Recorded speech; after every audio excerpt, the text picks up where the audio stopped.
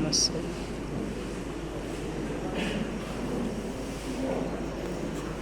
سعید ہفتہ عربی. السلام علیکم ورحمۃ اللہ وبرکاتہ. جناب صدر حکم صاحبان، میرے نزدیک اس ایوان میں پیش کردہ قرارداد محض جذباتیت پر مشتمل ہے اور میں اس کی پرزور مخالفت کرتا ہوں. جہاں آزاد کر سکتے نہ ہو تقریر آزادی، جہاں آزاد کر سکتے نہ ہو تقریر آزادی، وہ آزادی میری نظروں میں ہے تحقیر آزادی. صدر محترم کی اجازت سے میں اپنی بات شروع کرنا چاہتا ہوں اور اپنے مخالفین کو بتا دینا چاہتا ہوں کہ آزادی کسے کہتے ہیں اور ہم آزاد کیوں نہیں. صدر ذیقار، آزاد سے مراد تو بے خوفی ہے، مگر ہم پہ تو ہر وقت خوف کی تلواریں منڈلاتی ہیں. آزاد سے مراد تو خود مختاری ہے، لیکن ہمارے ملک کے سیاستدان تو کشکول کھانے غیر ملکی بینکوں کے سامنے ہر وقت اپنی قوم کی حمیت کا سودا کرتے ہیں. آزاد سے مراد کسی کے تابع نہ ہو، لیکن جناب صدر آج بھی ہم ان جاگیرداروں، لٹیروں، انہی ظالم، بے حس، بے غیرت مرانوں کے تابع. جناب صدر یہی حقیقت ہے اور حقیقت سے منہ موڑ کر جذباتی باتیں کرنا میرے مخالفین کا شیوا ہو سکتا ہے، میرے مخالفین کا طور طریقہ ہو سکتا ہے، مگر میرا صدر عالی وقار یہ بات سچ ہے کہ ہندوستان 15 اگست 1947 کو انگریزی استعمار سے آزاد ہوا تھا، لیکن یہ آزادی صرف دل کو بہلانے کا ایک خیال ہے جس نے 7 دہائیوں سے ہمیں جھوٹی ریت کے مکان کا مکی بنا. صدر عالی وقار، کیا ہم واقعی آزاد ہیں؟ کیا کوئی ایسی طاقت ہے جو آزادی کے خواب دکھا کر اب بھی ہمیں غلامی کے زنجیروں میں جکڑے ہوئے ہے، جو ہماری ہو کر بھی ہماری نہیں ہے، ہماری ہوتے ہوئے پرائی ہے اور سڑکوں پر لہو بہا کر ہمیں آزادی کی خواب دکھا رہی ہے؟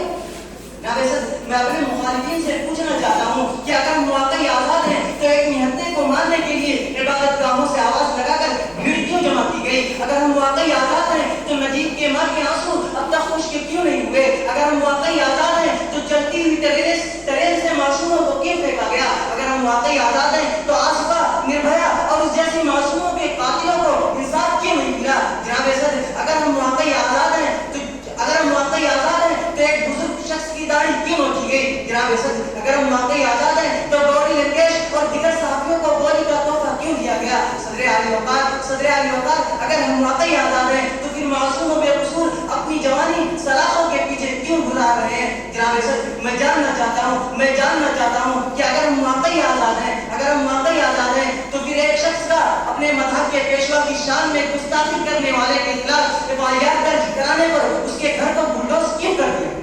جناب صدر، میں جاننا چاہتا ہوں کہ اگر ہم واقعی آزاد ہیں تو 1995 میں پاس شدہ وقت بل اس وقت بھگوت امین کے نشانے پر کیوں؟ جناب صدر، مجھے بتایا جائے یہ کیسی آزادی ہے جس میں حکومت اپنی عوام کو اپنے ہندوتوا نظام کے بوجھ سے دبانے میں مصروف ہے، جس میں غربت، فاقہ کشی، بے روزگاری، اقلیتوں کو دیش دروہی کا خطاب، گائے کے نام پر انسانیت کا قتل عام، پرتشدد بھیڑ کے ذریعہ ہر دن ٹپکتا رہو. جناب صدر، یہ کیسی آزادی ہے جناب صدر جس میں رام راج کے خوف سے چرمراتی ہوئی جمہوریت؟ اس کے علاوہ جناب صدر، کیا کسی آزاد ملک میں کبھی ایسا ہوا کہ سپریم کورٹ اور ہائی کورٹ سمیت متعدد جج قربان میڈیا انصاف کی اپیل کرتے ہیں اور ان کی اپیل کو سنی انسنی کر دیا جاتا ہے؟ جناب صدر، یہ کیسی آزادی ہے جناب صدر؟ مجھے نہیں معلوم کہ یہ کس آزادی کی بات کر رہے ہیں، مجھے نہیں معلوم کہ قرارداد کی موافقت میں کرتے ہیں افراد کس آزادی کی بات کر رہے ہیں جس ملک میں واٹر کولر سے لپٹے ہوئے گلاس کو بھی زنجیروں میں جکڑ کر رکھا جاتا ہو. اس ملک میں انسان کے حقوق آزاد ہوں گے، جس ملک میں سیاستدانوں کی دولتیں میں دن دگنی رات چگنی ترقی ہوتی ہو. تم میں کیسے کہوں کہ ہم آزاد ہیں؟ جس ملک کے عدلیہ کا سسٹم تباہ و برباد ہو تو ہم کیسے آزاد ہو سکتے ہیں؟ جناب صدر، دراصل بات یہ ہے کہ ہماری نوجوانوں کی آزادی صرف تعلیمی اداروں سے ڈگریاں حاصل کر کے در معاش کی تلاش میں ڈھونڈنے تک ہی ہے. جناب صدر، یہ جس آزادی کی بات کر رہے ہیں وہ آزادی ایک دہشت گرد کو حاصل ہے.